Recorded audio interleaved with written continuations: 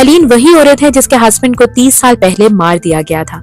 Alex की mom का grace के साथ काफी स्वीट बिहेवियर दिखाया जाता है।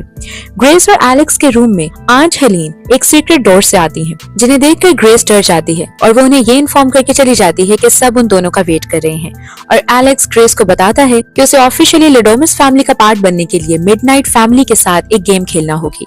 ये एक फैमिली रिचुअल है जो तब परफॉर्म किया जाता है जब कोई न्यू मेंबर उनकी फैमिली का पार्ट बनता है। म्यूजिक रूम में एलेक्स की मॉम ग्रेस का वार्मली वेलकम करती है। ग्रेस उन्हें अपने फोस्टर पेरेंट्स के बारे में बताने के साथ ये भी बताती है कि उसके लिए एक प्रॉपर फैमिली का पार्ट बनना बहुत बड़ी बात है। फिर वो एलेक्स की कोकेन एडिक्टेड सिस्टर एमिली, उसके हस्बैंड फिच और उसके 2 बेटों जॉर्जी और गेबी से मिलती हैं। जब 12 बजने में जस्ट 5 मिनट्स बाकी थे, सब फैमिली मेंबर्स ऐसे रूम में जाते हैं जो कि सिर्फ फैमिली मेंबर्स के लिए रिजर्व है। और एलेक्स के डैड टोनी एक्सप्लेन करते हैं कि उनके ग्रेट ग्रैंड डैड विक्टर लेडोमस ने एक मिस्टीरियस मैन्युफैक्चरर मिस्टर लेबेल के